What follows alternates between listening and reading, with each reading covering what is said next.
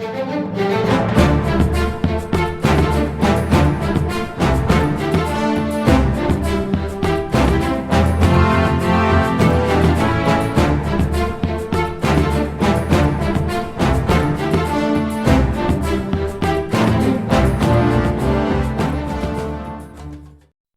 la team, moi c'est DMK. Aujourd'hui nous allons parler des fruits de monde dans le monde de One Piece. Vous savez, dans One Piece, l'un des faits majeurs c'est l'apparition des fruits du démon qui sont extrêmement rares parce que jusqu'aujourd'hui nous ne savons pas la raison, en fait nous ne savons pas l'origine des fruits du démon. Nous ne savons pas comment est-ce qu'ils sont produits et comment est-ce qu'ils sont mis sur le marché. Mais ce que nous savons c'est qu'ils coûtent extrêmement cher. Ils sont à la somme de 200 millions jusqu'à 5 milliards. 5 milliards c'est pour le fruit du Hopnomi, le fruit du bistouri. Il existerait donc trois fruits du démon dans le monde de One Piece. À savoir, nous avons d'abord les paraméciens, qui eux donnent des capacités surhumaines à leurs utilisateurs. Et par exemple, avec le fil qui a mangé le fruit du caoutchouc et peut ainsi tirer ses membres, par exemple sa tête, sa main et ses pieds, pour faire ces différentes techniques qu'on voit souvent dans le manga. Ensuite, nous avons le type Zoan, qui donne la capacité à son utilisateur de se transformer en animal quand il le souhaite, comme Tony Chopper, qui lui a mangé le fruit de l'humain et il peut ainsi se transformer en humain ou en fait semi-humain, semi-animal.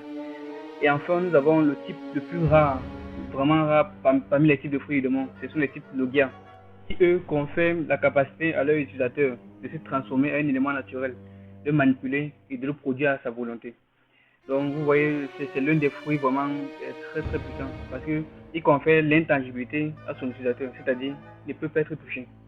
Quelle qu'en soit la technique, il n'est pas imbibé d'acquis de la moment, il ne peut pas être touché sans ça. C'est vraiment fantastique. Et c'est sur ce dernier que repose la vidéo d'aujourd'hui, c'est-à-dire on va vous faire le classement des 5 meilleurs Logia les plus puissants du monde de One Piece. Tout d'abord, nous avons le fruit luminescent de l'amiral Kizaru. Vraiment, la lumière, le fruit de la lumière, il permet à son utilisateur de se transformer en lumière. Nous savons tous l'application de la lumière dans le monde. C'est grâce à la lumière que le monde brille. Donc imaginez un fruit pareil. La lumière n'a pas de poids. Donc il permet à Kizaru d'être tellement léger qu'il peut carrément flotter ou voler s'il le souhaite. En plus de ça, il permet à Kizaru de se déplacer à la vitesse de la lumière, soit plus de 300 000 km par seconde. C'est vraiment une vitesse incroyable. C'est tellement incroyable. En plus de ça, il permet à Kizaru de rebondir sur les surfaces réfléchissantes, exactement comme le fait la lumière. Donc il peut arriver, il saute sur un miroir et il rebondit facilement.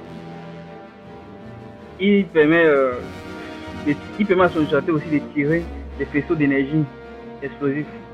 C'est le plus incroyable quand c'est tout. C'est qu'il peut créer des épées de lumière, un peu comme des sabres laser. Et nous faisons coucou à la communauté des Star Wars, des sabres laser. En quatrième position, dans notre classement, nous avons le Jibo Fruit, qui donne la capacité à son utilisateur de devenir un homme glace. Donc il est carrément la glace. C'est l'un des fruits qui a une très grande application dans la lumière, parce qu'il est basé sur l'eau. Et nous savons que l'eau c'est l'inconvénient majeur des fruits du démon, parce qu'il empêche l'utilisateur des fruits du démon d'énergie. Mais lui, c'est pas forcément le cas, parce qu'il peut contenir ces obstacles-là. La puissance de ce fruit a été bien montrée lors de la guerre au sommet. Surtout quand Aokiji a stoppé, il a congelé la tsunami créée par Barbe Blanche. Barbe Blanche qui était l'homme le plus fort du monde à cette époque. Comme si cela ne suffisait pas, nous avons aussi vu Aokiji geler un volcan qui allait entrer en éruption. Ça c'est respecter la puissance de l'homme. En numéro 3, nous avons le fruit du magma, pas encore le Magomagonomi. C'est un fruit extrêmement puissant car il permet à son utilisateur de produire le magma et de dominer le magma. La chaleur intense produite par cette substance peut instantanément vaporiser un iceberg. Dommage qu'il n'a pas été là pour sauver le Titanic. Et il peut aussi bouillir l'eau de mer dans laquelle le magma a atterri. Grâce à ce fruit, Akainu a pu livrer une bataille de 10 jours contre l'ancien amiral Aokiji. C'était un combat carrément titanesque car à la fin, le climat de l'île a radicalement changé, divisant ainsi l'île en deux parties. Une partie extrêmement glaciale, une partie d'une chaleur infernale. Ce fruit est plus puissant que le feu d'Ace, car le magma est plus chaud et plus dense que le feu. C'est pas pour rien qu'il a facilement et aisément tué Ace. Et en deuxième position, nous avons le Fulguro fruit, ou encore le fruit de l'électricité. Ce fruit a été mangé par Iner, qui le permet de devenir un homme électrique. Grâce aux nombreuses propriétés de l'électricité, Iner peut fondre et solidifier l'or. Et comme l'or est conducteur, Iner peut faire voler son bateau qu'il a construit. Grâce à ce fruit, lorsqu'Iner subit des attaques à fort dommage sur son corps, ou bien lorsqu'il est inconscient, il peut utiliser son fruit comme un défibrillateur pour se réanimer. Donc avec lui, impossible de lui mettre KO, il va toujours se relever. Comme Kizaru, avec le fruit de la lumière, Iner peut se déplacer aussi à la vitesse de l'éclair. Iner, c'est l'un des premiers personnages du manga à manipuler le haki de l'observation. Lui, il appelle ça le mantra. Lorsqu'il combine ce mantra avec les ondes électriques qui sont présentes dans l'air, il peut carrément entendre tout ce qui se dit dans tout l'île. C'est ainsi qu'il a pu obtenir son nom de Dieu Iner. Il était craint par tout le monde à cause de ses capacités. Parce que lorsqu'il est fâché, mais lorsqu'il entend un truc qui ne le plaît pas, il peut vous envoyer une décharge électrique dont les vols varient entre 1,5 et 200 millions. En première position, nous avons le Yami Yami no Mi, ou encore le fruit des ténèbres. Ce fruit est connu comme le fruit au pouvoir maléfique. Barbe Noire l'a consommé après l'avoir dérobé et tué son frère d'âme, Tach, commandant de la 4e division de l'équipage de Barbe Blanche. Barbe Noire le dit lui-même, l'obscurité attire tout.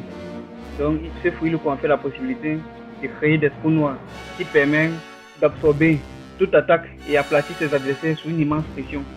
La puissance de ce fruit est montrée lors du combat de Ace contre Barbe Noire. Barbe Noire, pour intimider Ace, a absorbé tout un village, franchement tout un village.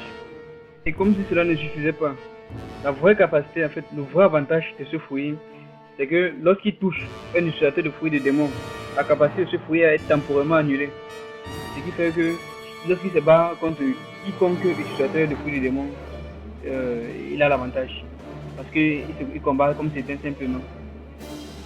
Voici donc venu au terme de notre vidéo. J'espère que vous aura plu, ou bien que vous aurez été édifié. N'oubliez pas de liker. On se revoit très prochainement pour notre vidéo.